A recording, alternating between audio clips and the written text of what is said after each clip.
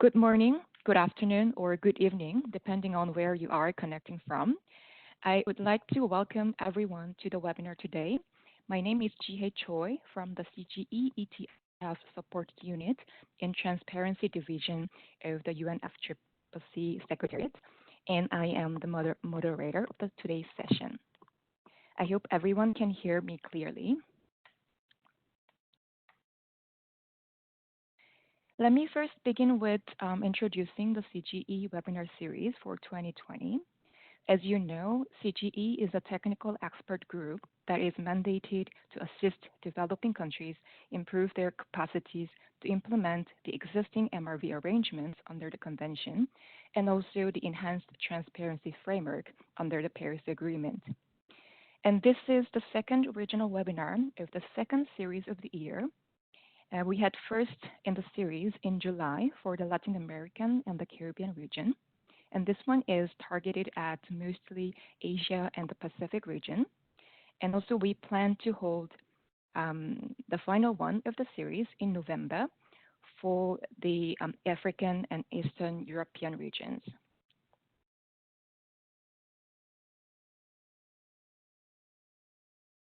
Before we begin, there are a few housekeeping items for you to bear in mind during this webinar. Please keep your microphone muted unless the floor is given to you. You will find a little icon of microphone next to your name to either mute or unmute yourself, like here.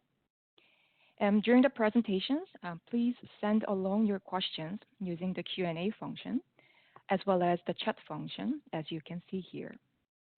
You can also raise your hand to join the discussions or ask questions. At the bottom of the attendee list, you will see the icon to raise hand like this. We will try to accommodate as many questions as possible within the time available. So please do not wait for the end of the webinar to send your questions and send them along as the webinar progresses. Today's webinar is structured in three parts.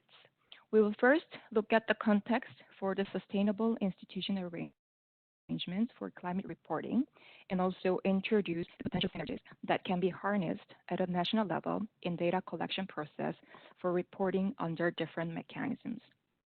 As for the part two, we had a last-minute change in the agenda, and due to unexpected circumstances, the country we had initially invited from the Pacific region could not join us today.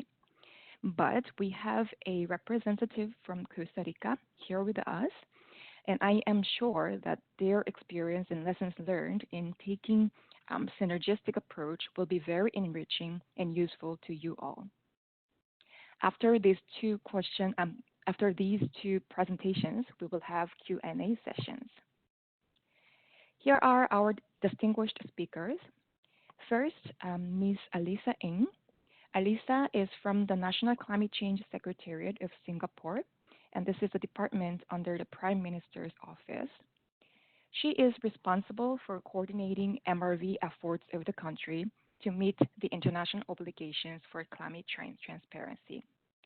She is a member of the CGE, and in addition, she currently serves as a coordinator for transparency issues under the Paris Agreement for the group of G77 and China under the UNFCCC process. Second, we have Mr. Zahmat Khalil. Zahmat is an assistant director at the Climate Change Department under the Ministry of Environment in Maldives. He is responsible for coordinating national climate research projects. Additionally, he carries out national mitigation assessment for the Maldives' first biennial update report and also tracking the progress of NDC in Maldives. In addition to being a CGE member, he has been part of the climate negotiation team since 2010. Last but not least, we have Ms. Ana Lucia Moya-Mora.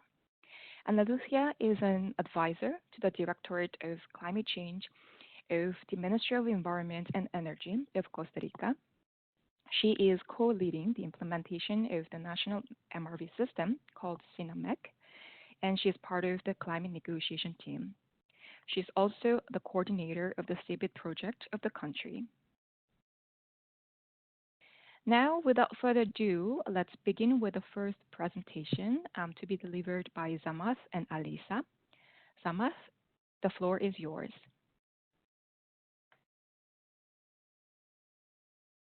GA. Good day, everybody. I hope everybody can hear me well. There's no technical issues. For me, I'll be taking up the scene setting part of the presentation.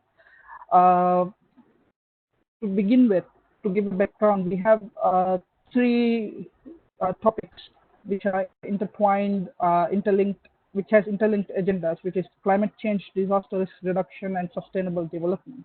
And in 2015, we had three international agreements that were adopted for these three different topics: the 2030 Agenda for Sustainable Development, the Sendai Framework, and the Paris Agreement. And the overarching agendas of these three agreements are being pursued at a global level in each country based on their national interest and priorities, and it needs institutional setups, as well as there is a mix of financing available for implementation of these agreements. Next. Okay.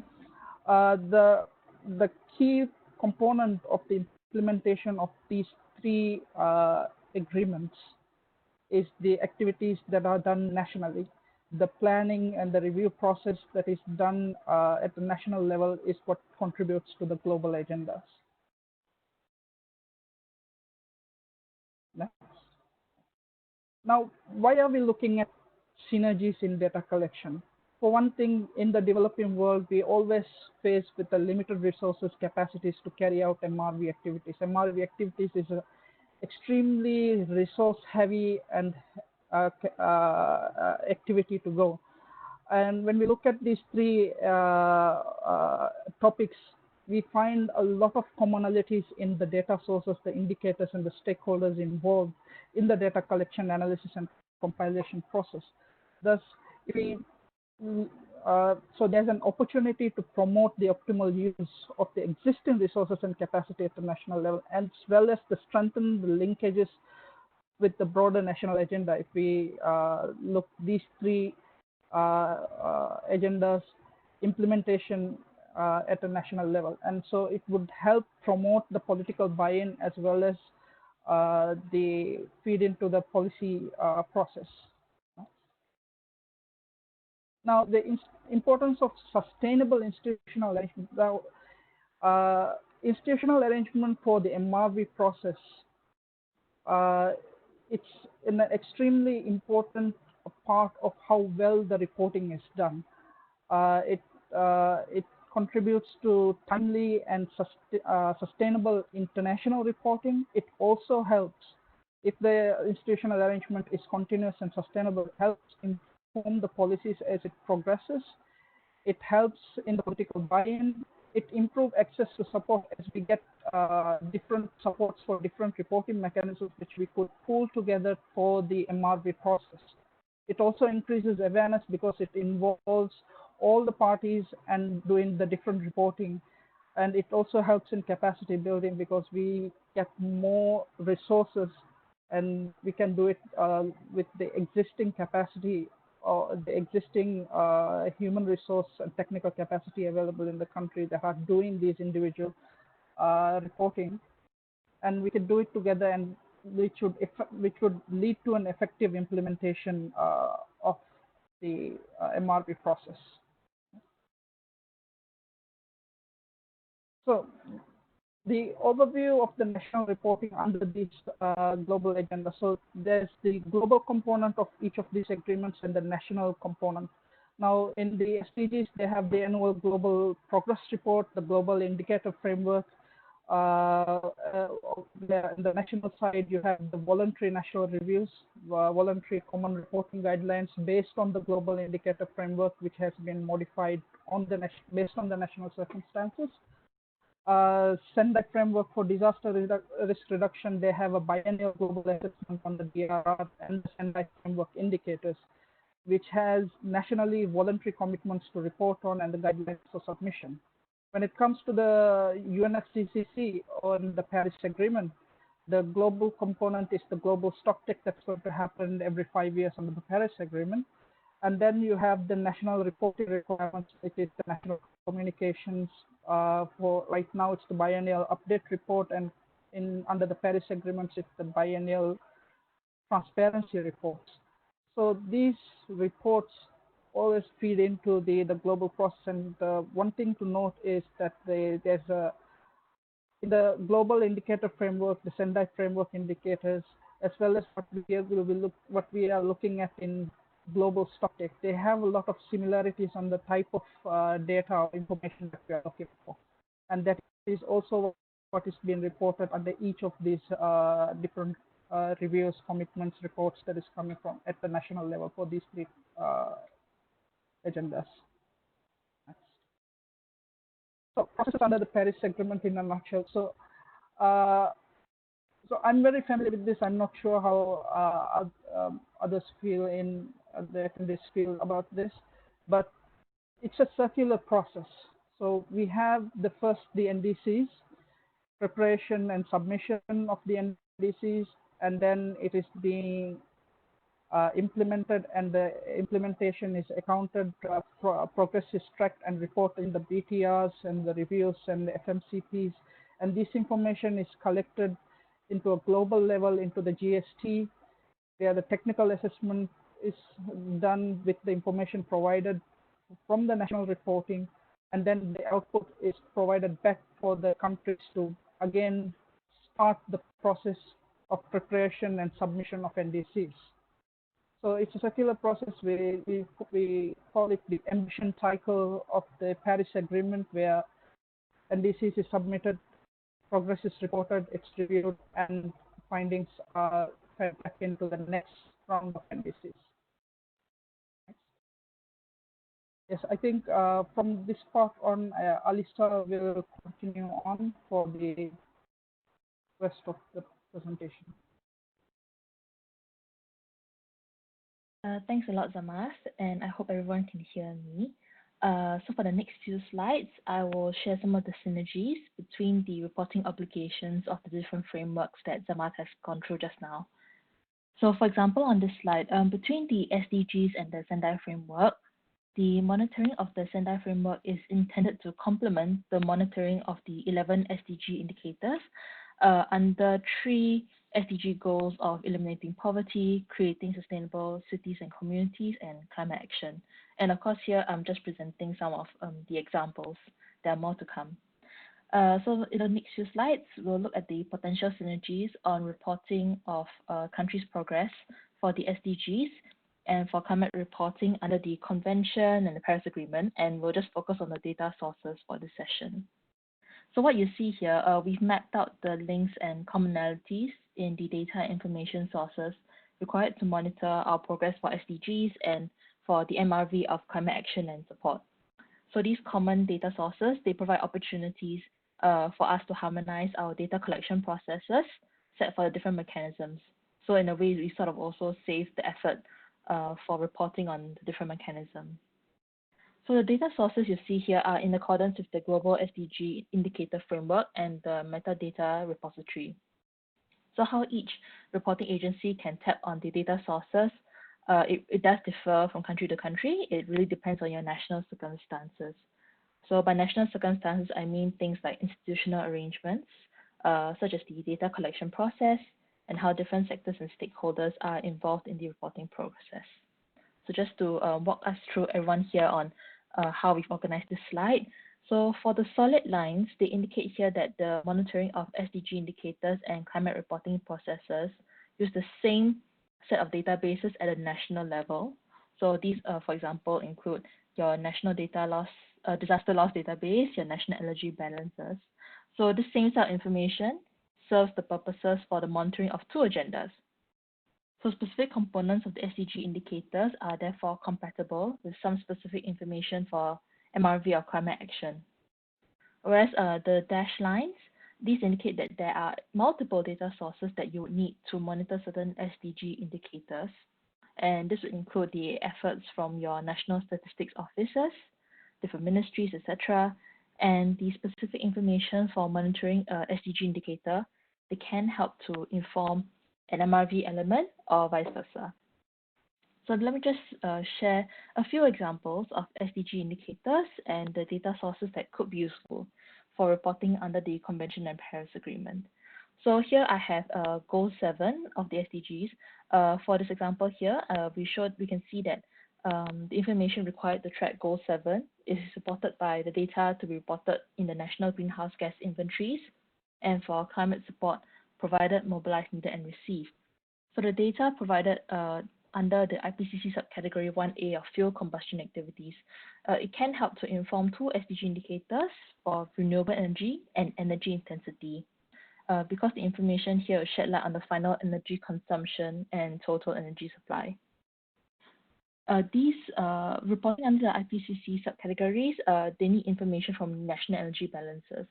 And this data is provided typically by your National Stats Office or by other departments, depending on how you've organized your data management systems. And this information is also compiled by the International Energy Agency and the UN Stats Division.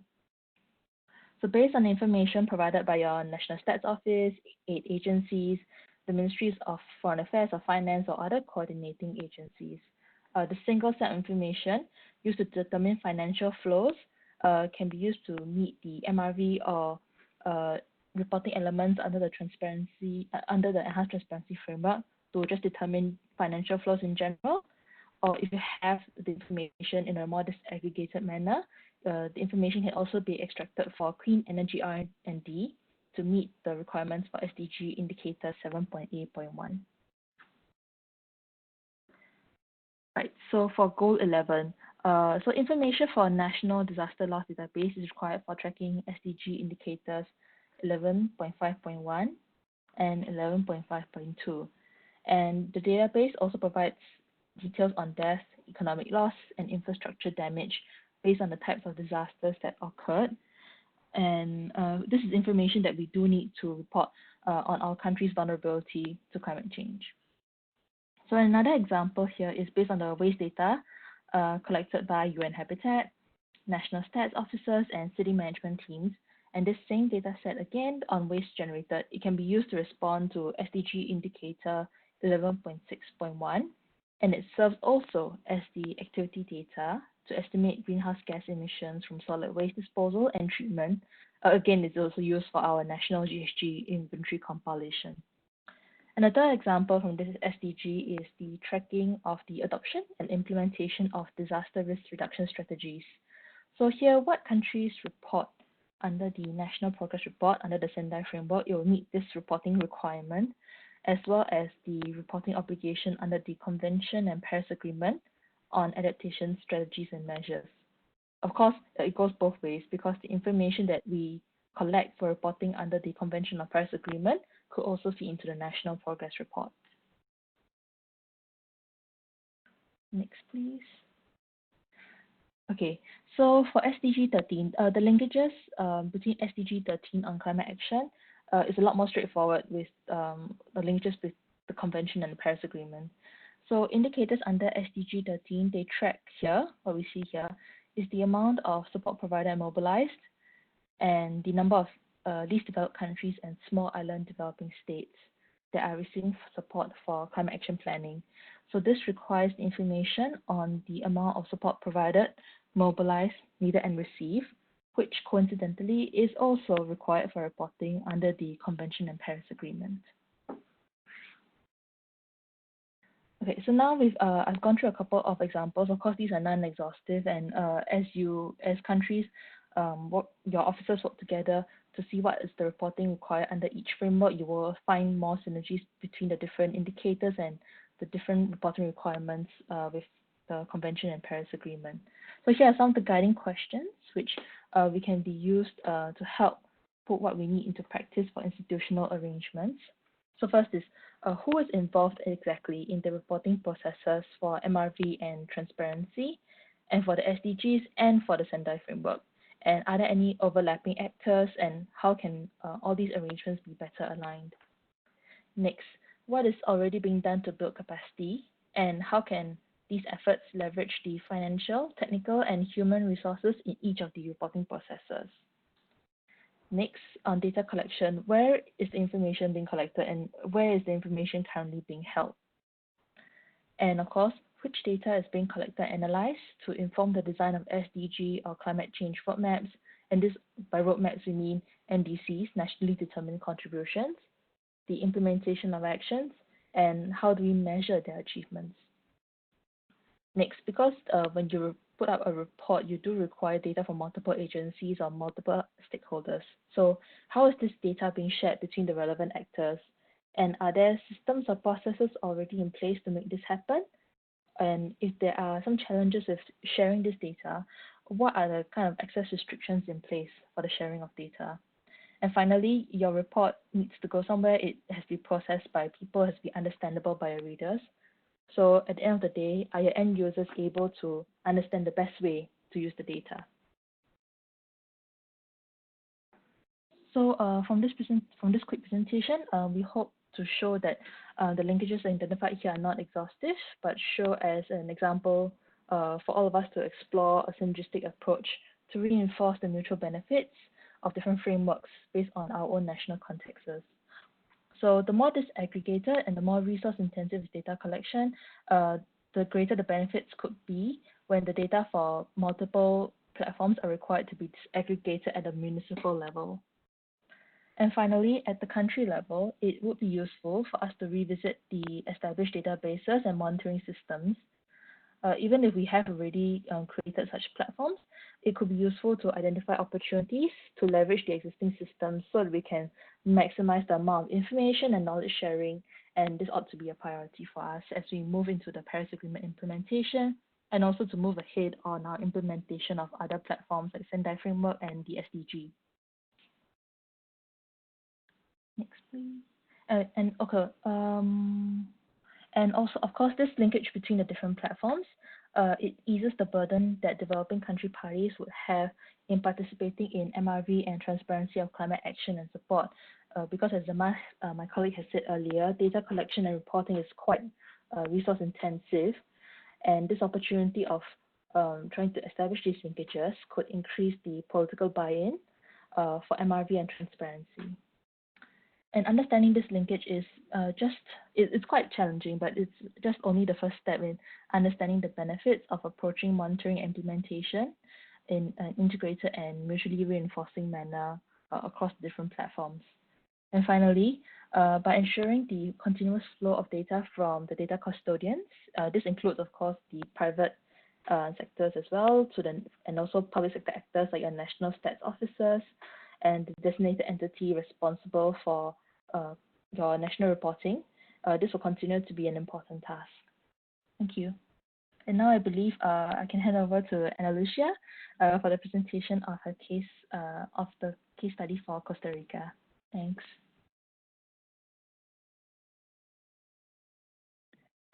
Thank you, Zamat and Alisa, for this great presentation. Now, moving on to the next part, I would like to hand it over to Ana Lucia. Ana Lucia, the floor is yours. Thank you very much, dear.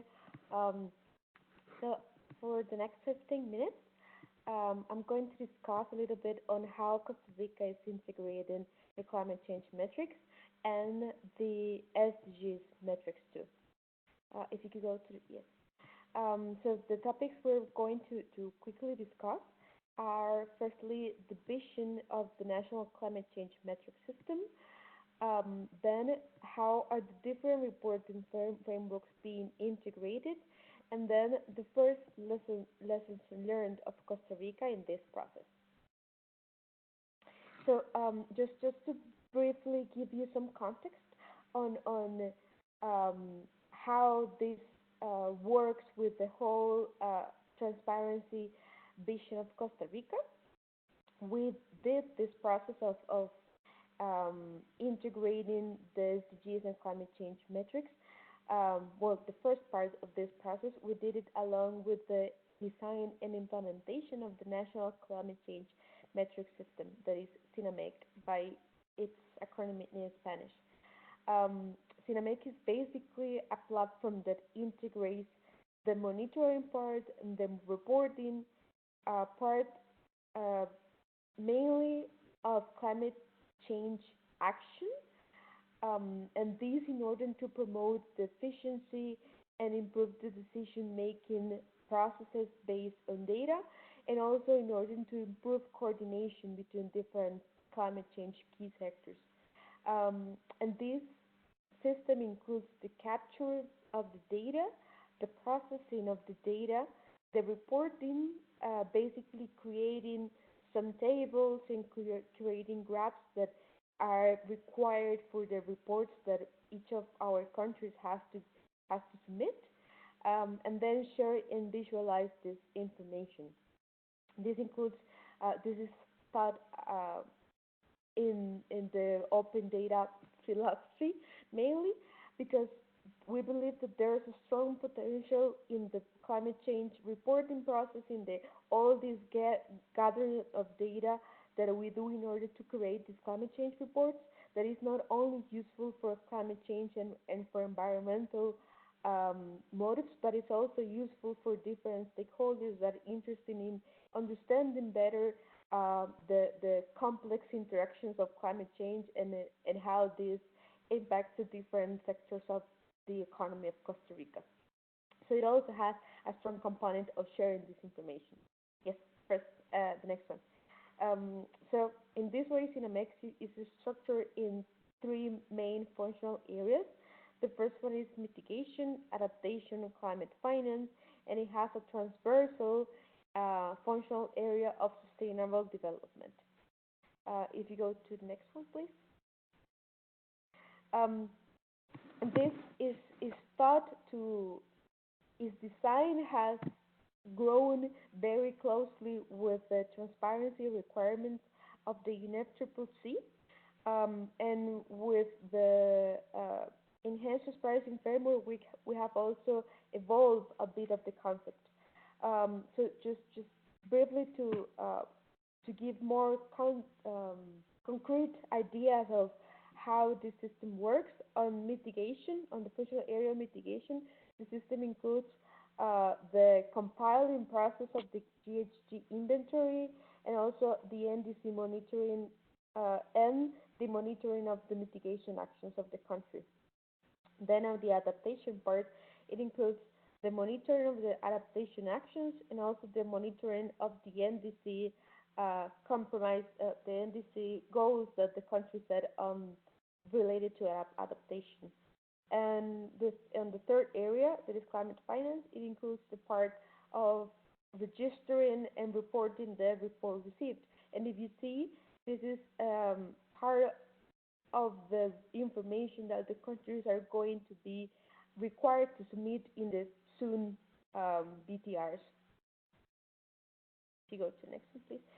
So having this context, what we wanted to do was to highlight to integrate this monitoring between the climate change and SDGs in order to highlight the interaction between the climate change agenda and the development agenda.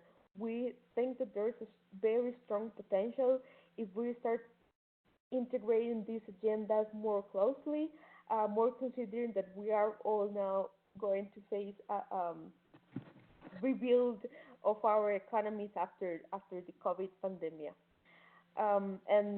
and therefore, in order to create this green growth or this regrowth, it is crucial that this interlink is clear stated, and that we have a way to actually measure how this interchange and how these synergies happen. So we wanted to highlight this interaction. Then we wanted to standardize concepts and reporting data because it happened in Costa Rica that sometimes there's an indicator that is a little bit similar in the Sendai. I'm sorry. Now I'm talking about the SDGs. I'm sorry. I just had to comment you guys that here in Costa Rica is a bit late, so my brain probably started working fully. So I apologize. So what we wanted was to standardize the concepts. For example, there's some SDGs that are very similar to climate change data that we report to UNFCCC, and since the data that was reported to each of these reports was collected and was compiled by different institutions sometimes didn't match, and that is a problem because it is crucial for us that the information that we submit to different UN agencies or to different international agencies is coherent. So this integration is also important for us in order to be coherent in the in the data that we report, in the data that we use for planning in the country. And then it is important for us to do this integration in order to make more efficient the reporting process and to save resources. Because if we duplicate the resources that one indicator requires, as using the previous report, the very similar indicator is reporting for different purposes of different institutions, then it is definitely resources that are not required to be duplicated. We would save time and we just integrate this. And then the next one, please. So what we did first was that we did an analysis on how the SDGs impact the NDCs of Costa Rica. This was done with the first NDC that was submitted on 2015. And we basically used, we assigned a number of -3 to 3 in order to identify how was the interaction between the different NDC goals and the different SDG goals. If you go to the other one, please.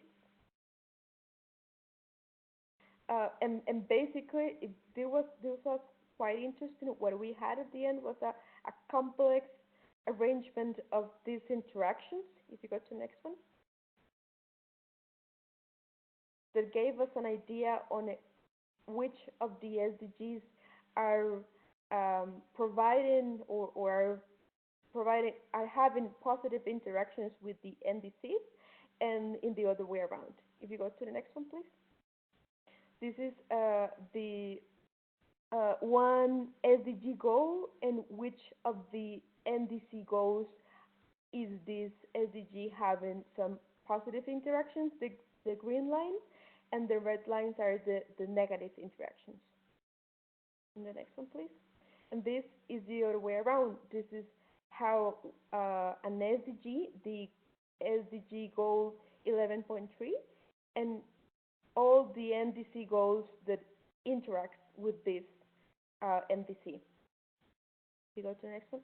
And this was quite interesting because it gave us an idea on which of the NDCs has the most positive interactions, of positive relations with the SDGs. So maybe this would be the most transformational NDCs. And the next one, please. And the other way around too. Which of the goals of the SDGs has the most number of relations on the NDCs? And this also gave us an idea on which indicators and which data would probably be useful to collect, and that we provide useful information on the advance, not only on SDGs, but also on the SDGs and vice versa, and on the NDCs and vice versa. If you go to the next one, please. So having this information, there was general information on the interactions between these two different agendas. What we wanted was to go a little bit more deeper and include this interaction that we already knew that was there and that was plausible, was tangible. We wanted to include this in the way we registered our mitigation actions. And this is the broad equation that we designed. So what we identify is that if we could monitor the impact on GHG mitigation of the mitigation actions, and if we could add a component of other social and environmental impacts, this focusing on SDGs, this would give us an idea, and this sustained through time, this would give us an idea on how transformational is this action, and how, and this will give us very useful information in order to um, to promote the mitigation action, to probably uh, have access to more finance, and to also um, enhance the positive impacts and give us an idea on how to also reduce the negative impacts. For us, it's also important that there's a component that we think should have transformational change that is related to tipping points, but it's something that we still don't know how to integrate. So we decided to go first with the simple question, and then try to put tipping points part. You go to the next one, please. And we are doing this. We're integrating the mitigation monitoring with the SDGs monitoring of mitigation action, with the SDGs impacts of mitigation actions through the implementation of the climate change action registry of Costa Rica, which first has a basic guidance related to monitoring the impacts related to mitigation. That one is already implemented, and we are working on piloting some guidance for sustainable development, and how this also guide us to the transformational change. If we go to the next one, please. So just to sum up a little bit this, in Costa Rica we have three different data capture processes. The first one is related to the BURs and the NAFCAMs. The second one is related to SDGs, and the third one is related to Sendai framework. This is broadly the what Alisa mentioned before in the very detailed examples. In Costa Rica, the BURs and NAFCAMs are the data for this is collected by the Ministry of Environment. The SDGs, if you go to the next one, please. The SDGs data is collected by the Ministry of Planning and the National Institution of Statistics. And the third one, the Sendai framework, is the data is captured by the Emergency Commission. If there's something important here, is that these three different reporting frameworks, it is important that they have independency. We are not, the idea is not to integrate everything in one big pot of data collection, because the expertise that the different reporting framework requires is different, and it is important to take advantage of this expertise that the different ministries that are currently collecting the data have developed. But it is crucial and to acknowledge that there is very important coordination to be done in order to reduce to save resources and to take advantage of these indicators that could be useful for the other frameworks, and also to promote the synergies that this three different framework has, and that they will be quite useful for the countries. If you go to the next one, please. So very quickly, the lessons learned for Costa Rica in this process, that I must say that we're starting. Definitely, I wouldn't say that it is already finished, but it is in the first stages. And so far, I can tell that it is very important to define the objectives of the integration. I mean, why do you want to pursue this process? Is it because you want to save resources? Is it because you want to integrate the development agenda with the climate change agenda? Is it because you want to enhance the cooperation between different ministries? Those are very valid objectives, but it's important in order to design what are the actions you're going to take to have very clear these objectives. It could be several, it could be all of the previously mentioned, but it should be clear. Then it is a very useful opportunity for integrating different actors on the climate change discussions that are not usually the ones that are in the discussions. For example, the developing people, the economic, the industry, and the economic planners, for example, that are usually more involved in the SDGs.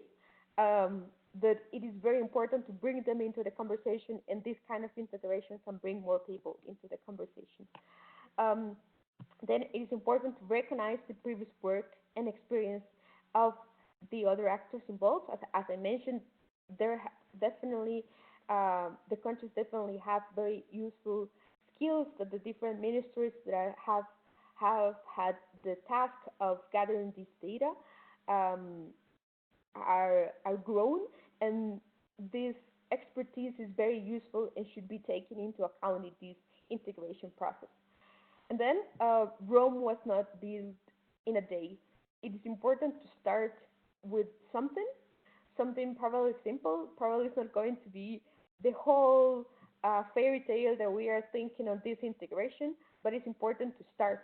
And then um, it is easier to go improving what you already start than to think you're going to start with the whole pretty picture that we are all having in our heads. And that's it from my side. Thank you very much for listening.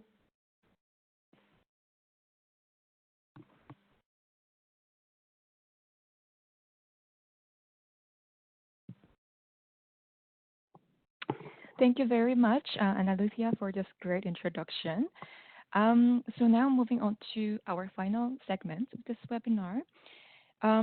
So far we have received quite many questions, and then before taking them up, I would also like to invite you to share experiences or challenges in taking such synergistic approaches or any in the middle of the MRV processes. And then I hope you had a chance to contemplate on the guiding questions that we shared yesterday via email. For those who haven't received the email from us, here are the guiding questions. And then in the interest of time, I won't repeat them, but instead I will put them on the screen as we proceed with this Q&A. And also feel free to raise your hands in case you have more questions or wish to share your experiences inside of these guiding questions. And then also there are quite a few participants who are asking for the slides, the presentation. So I just wanted to inform you that all the presentation materials, as well as the recording of this session, will be made available on the CGE webinar series page in coming days or weeks. And then we will circulate the link via email once they are uploaded. Now, I'd like to take up a few questions.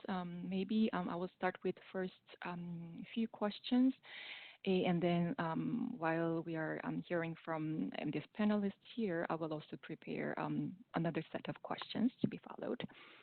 So there are questions relating to the institution arrangements and then how to prioritize this synergistic approach on the ground when your country is trying to implement such an approach.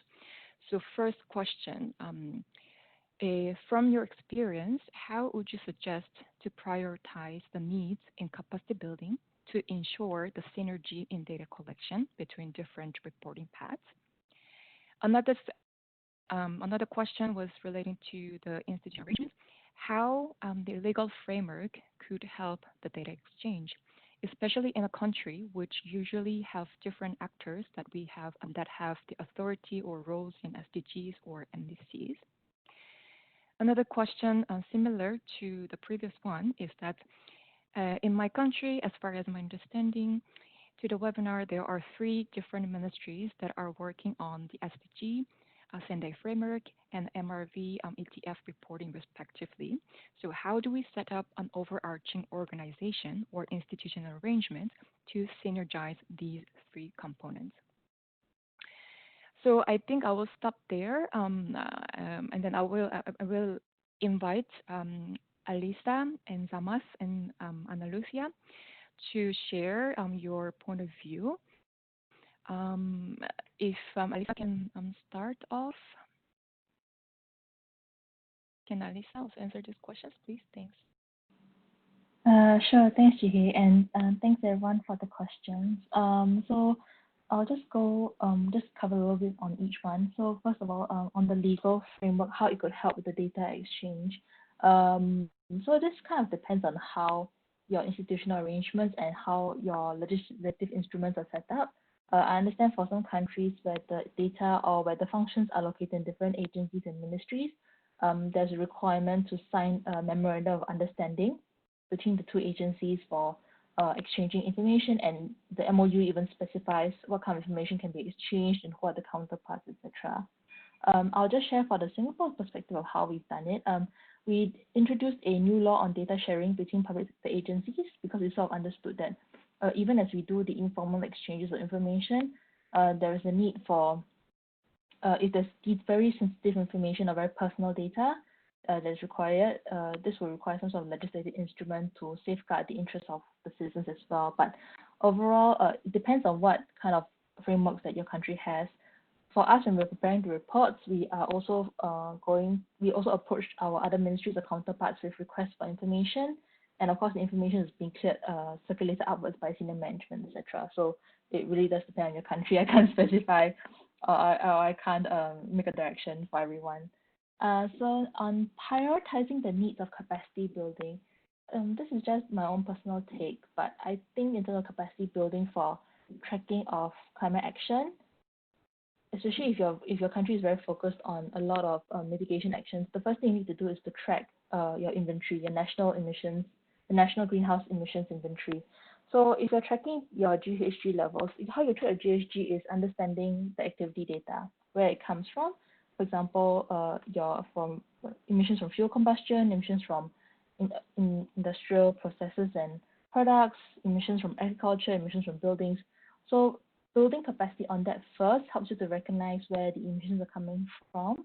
And from there, you can sort of figure out which are the mitigation actions you need to explore and what kind of gaps do you have in data collection. For example, if you don't have data on transport, then this is when you need to figure out how to monitor, how to track your transport activity data, how to count the number of cars, how to make assumptions for transport modeling, etc. So in my opinion, tracking first whether you can report and you can create your GHG inventory would be a useful way to start.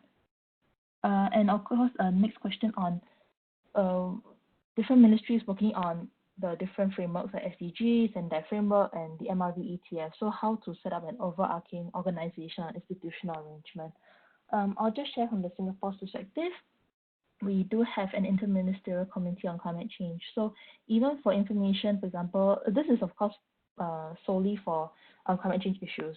But of course, because of the interlinkages with SDG and Sendai framework, the agencies who are also involved in those platforms, they're also in the interministerial committee on climate change. So for climate change purposes and reporting, if we need information from them, we know the agencies to report to.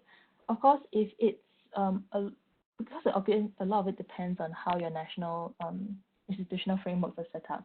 So in the event where perhaps the interministerial committee could be challenging, one way to start with is of course identifying lead officers who are aware of the linkages with different agencies, so that this person or this team is aware of who to approach to synergize each component. And as my colleague Annalicia said just now, Rome is not built in a day. So these things, it would be good to start small. You can start small, find counterpoints, find focal points, and if useful, then maybe an interministerial committee would be useful. But again, it really depends on your national circumstances and how you guys work across different agencies.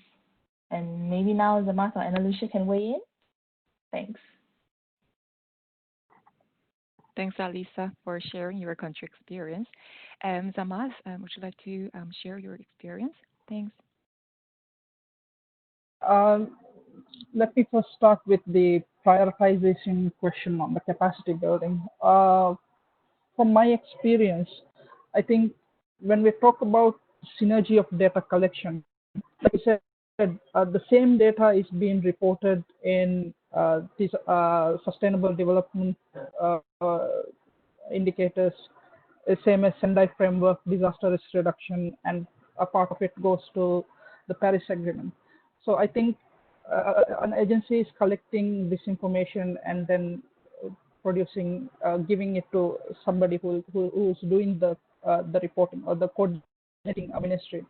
So one of the things that what I feel is that the capacity building should be on where the data is being collected So the capacity building should focus on how to collect data that would be acceptable or at the same quality as that it could service the requirements of the Paris Agreement, SDG indicators, as well as Sendai framework without overburdening themselves. So rather than individually collecting each time for uh, the transparency framework, each time for SDG indicators, or each time, so they can collect it at once at the same level as for all three indicators, and that should be the focus of how the capacity building should be done. Uh, with regard to the question of how legal framework help in synergies, I think Elisa has mentioned that having a cross-ministerial committee to help with the coordination. We in Maldives, we have submitted a climate change bill to our parliament, and in that we have stipulated that there will be a cross-ministerial committee coordinating the efforts between the ministries that are related to climate change. And of course, this committee would cover agencies like Ministry of Planning, which is in charge of Sustainable Development Goals, as well as National Disaster Management Authority of Maldives, which is in charge of Sendai framework. Sure, in our country also the Ministry of Environment is responsible for reporting on the Paris Agreement. Ministry of Planning is in charge of SDGs, and the disaster management is responsible for Sendai framework.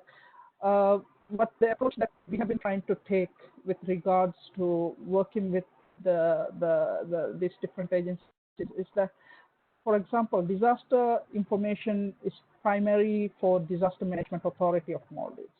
So they have to establish a database and collect data with regard. For them, the primary international agenda is Sendai framework. So they will be collecting information on that. So we, from the climate change point of view, we approach them, we talk to them, and ask the type of data that they have and how our requirements fit into that. So when they do a database system, or when the SDGs do their indicators, we have a cross-ministerial discussion on how best that one data set would cater for the other data set can be done. And that's something that we have been doing, for example, with regards to energy data set.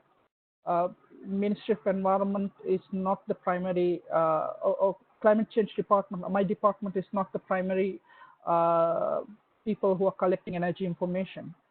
We have the Maldives Energy Authority that does that. So we sat back, we said, okay, we have the financial assistance to do this report. Why don't you do a database for energy data systems and establish SOPs on how to check QA/QC for the system, and then we ask them to do all those checks and balances and give us the easier data for us to process. So yeah, that's my experience with this. Thank you, Samlas, for sharing these great experiences. Being mindful of time, let me move on to the next set of questions, which are more specific to the data collection process and also the data integration or disaggregation per se. So the first question is relating to the involvement of the private sector. So what is the best practice in your countries to involve private sector to implementation of the SDGs and Paris Agreement commitments? It can be quite challenging because of very limited financial resources of the government. So that's the first question. And the second one is that which tools and templates are you using to rationalize and support the activity data collection? The third question is relating to the open data. So do governments practice open data by various institutions responsible for different sources and types of data? Since Ana Lucia also shared some experiences relating to the open data, I think maybe Ana Lucia can a bit elaborate further on this practicing of the open data. And then let me also introduce the final set of questions, which is specifically addressed to Costa Rica, Ana Lucia. So the first question is, how did you define the positive and negative interactions with SDGs? And could you also explain what does the negative interaction mean? The second question to Ana Lucia is, in Costa Rica, how do you articulate climate change information, the Sendai framework and SDG agenda information produced at the local level or municipal level with the national information? And the third question addressed to Costa Rica is also relating to the institutional arrangement, but our data capture processes are very similar to Costa Rica. Is it necessary to have formal arrangements such as policy or MOU among these different agencies to promote coordination and synergies in data collection? So I'll just stop there, and then I will just invite first Alisa and Zamaf to address the first two questions, which were about involvement of the private sector, and then second, the tools and templates to support activity data collection. Alisa, please. Thanks, Jihei, and thanks everyone for the questions. So first of all, on private sector involvement. So one of the things that the Singapore government has been doing is to rope in the private sector through consultations, especially before we put out major policies, and also as a matter of like fostering trust with the private sector organizations as well on some of the climate actions and strategies that we have. So first of all, is of course frequent consultations. Second is also working with them to embark on certain R&D strategies, because ultimately private sector has they may have the expertise, they may have the capital as well to embark on these research and development projects. So a lot is also working with them to try and push for green energy R&D, clean technology R&D, so they could help us to push forward again on the Paris Agreement commitments. Then broadly on the tools and templates that we are using or that we've seen being used to support activity data collection, a lot of it is internet platforms primarily. So we do have an activity database that we require a lot of our industrial facilities to report on. So that's one. Second is tools and templates include things like Q&A, guide sheets on how to fill out Excel forms. A lot of these things are help to explain to the data owners what sort of data is being collected, how should they provide the data, and what is the data being used. So to us, this helps to give the data providers a bit more clarity and understanding. So it's also easier to get their buy-in, of course. And on the last question, briefly, highest level of data integration.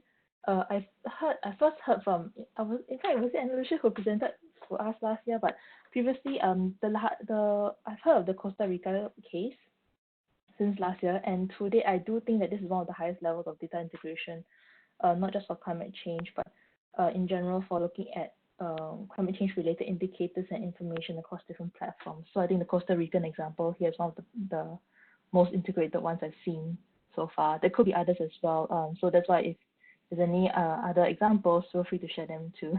Thanks. Thank you, Alisa. Samas, would you like to chip in, please? Yes.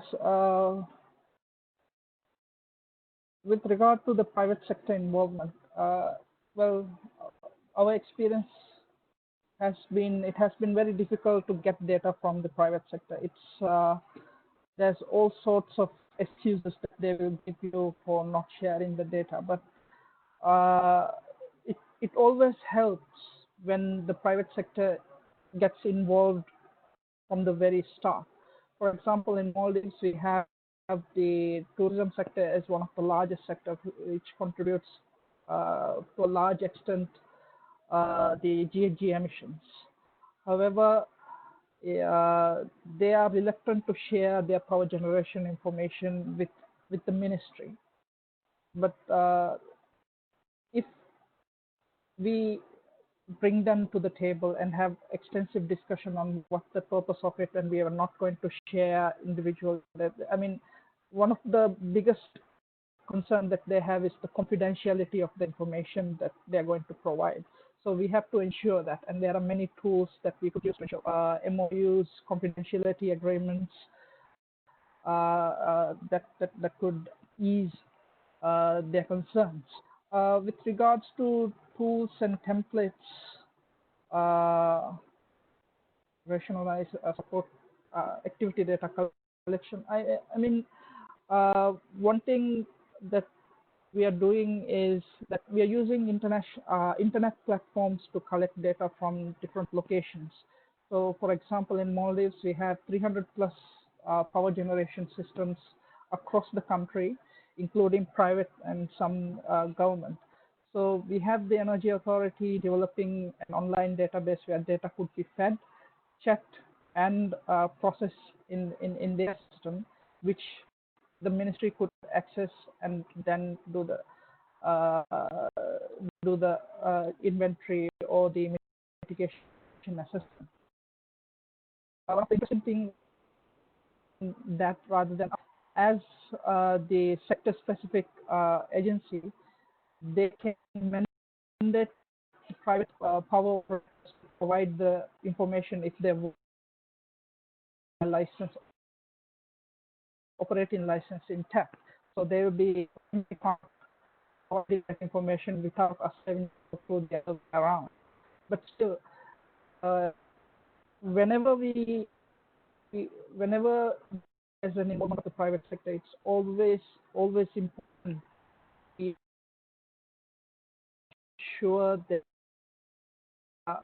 confidentiality or they are protected with the data that they're providing, and it doesn't.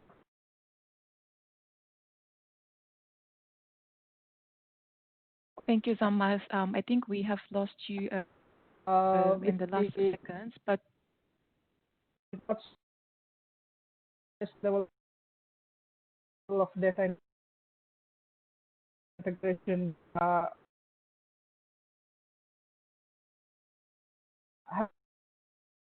hi, Zamas. I think we are having some connection issues from your end.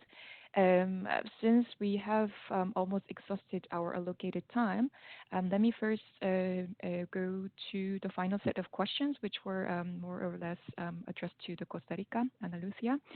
So to summarize the questions again, the one question is how did you define the positive and negative interactions with the SDGs relating to what Ana Lucia presented? The second question is how do you articulate climate change information at different government level, which is the information produced at the local level or municipal level with the national information? And the third question, which can be the final question, would be the process of the practicing open data. So how does your government practice open data by various institutions responsible for different sources and types of data? So Ana Lucia, the floor is yours. Thank you very much. Yes. So the first one, how do we define these positive and negative interactions? There are actually two ways of doing it. One is through consultation with experts, so it's via expert criteria, and the second one is through workshops and surveys with a greater amount of experts and people that are key stakeholders of climate change agenda and also of the SDGs agenda.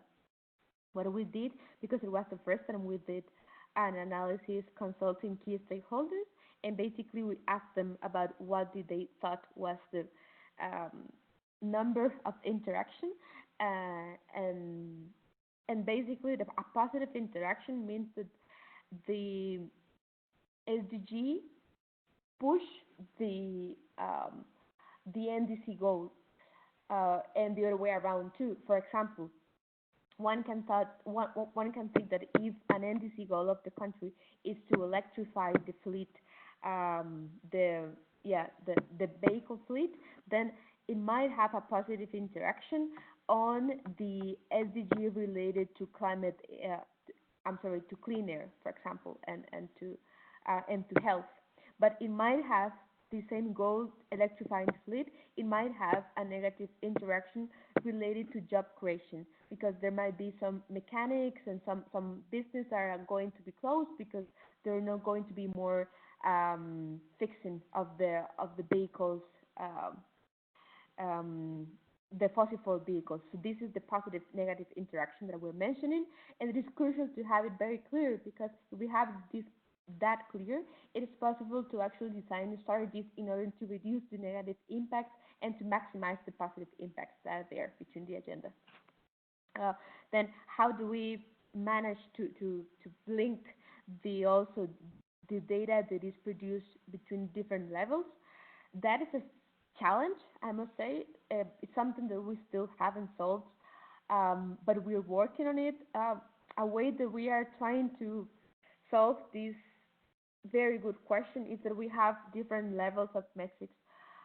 So we have national metrics, then we have um, territorial metrics, that is basically local metrics, and we have action metrics. The different levels are not aggregable. I mean, you cannot sum from the bottom to the national level, and the idea is that they measure different things and that they are valuable for decision making at different levels. Since decision making at national level is mostly useful for like policymakers national level, then you have mm, um, the local level that is useful for the mayors, for example. But there are certain points that you actually need to aggregate the local information in order to be able to report um, to the national reporting, and that is something that we still have not standardized quite clearly because the information most is some a lot of the times is collected through different methodologies and sometimes slight different periods. So that's something that we still have as homework. Then, regarding formal arrangements, what, for the example, for the case of Costa Rica, we have to start without the formal arrangements. First, kind of starting with the coordination and understanding which data should be um, integrated and how the synergies will work. And after that, we are starting to design these formal arrangements. We think they are important because it gives sustainability to data transfer. But for us, it was more important to start actually with the coordination, understanding the data flows, and after that, go with the formal arrangement. And the fourth one related to open data. I'm sorry if I'm talking too fast. I know that the time is close to end. um, Related to open data, um, this is included in a broader strategy of the country of open government. And one of the priorities of the open government strategy of Costa Rica was opening data related to climate change, since this sector is a priority for the government. So it is in that process that we have taken advantage of it, but going beyond that, the system that we have built is built on open software because we definitely think that climate change data, climate change monitoring, climate change action should be as open as possible, as transparent as possible, and this would give us an opportunity to include more stakeholders into climate action and to improve the processes and to improve the estimations that we are doing. So it goes in the strategy of the country, but it's also a philosophy of how Costa Rica thinks on climate change. It should be open, it should be transparent, and should be consistent. Thank you. Thank you. Thanks a lot for these interesting questions, and thanks a lot to all the panelists who provided very interesting perspectives and then experiences and lessons learned. Now we have exhausted the allocated time, so we will take note of the remaining questions that we were not able to take up at this session, and probably share more information either in the format of Q&A or in the summary later via email. Before we close, I'd like to inform you that there will be a post-webinar survey when you close this WebEx session window. It should take no more than 3 minutes. So we highly appreciate if you could provide a feedback in there. It'll help the CGE to improve its support provision. And as I mentioned earlier, all the presentation materials as well as the recording will be made available on the CGE webinar series page, and then we will circulate the link via email once they are uploaded. With that remark, once again, thank you very much to everyone for your interactive participation in this webinar. And with that said, we will close the webinar. I wish you all a good day. Thank you.